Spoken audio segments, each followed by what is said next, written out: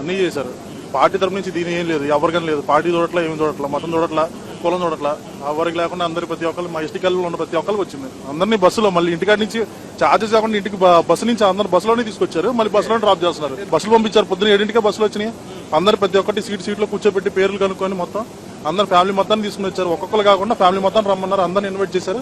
అందరినీ మంచిగా చూసి భోజనం పెట్టి పంపిస్తున్నారు మళ్ళీ రిటర్న్. ఇంట్లో ఉంటున్నాం అంటే అక్కడ పన్నెండో ఉండి 25 సంవత్సరాలు పెట్టి ఉంటున్నారు, కానీ ఇప్పటి వరకు కూడా ఎవరు పట్టించుకునే పరిస్థితి.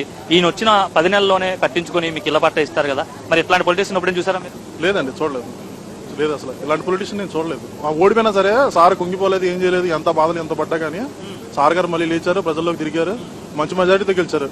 ఇంకా రానున్న ముందులో ఇంకా బంపర్ మెజారిటీతో గెలిపిస్తాం. హైయెస్ట్ మెజారిటీ ఇస్తాం సార్ గారికి. ఇక్కడ ఇప్పుడు ఆఫీస్ కాడికి వెళ్ళినా, మనకి ఏ అవసరం వచ్చినా ఆఫీస్ కాడికి వెళ్ళినా 10 నిమిషాల్లో వచ్చేయడం, కలవటం, మమ్మల్ని ఏమన్నా జరిగినా కానీ ఊర్లో చాలా మంది వెళ్ళినా కానీ వాళ్ళ ఇళ్ళ కాడికి పంపించి మొత్తం కనుక్కుంటున్నారు.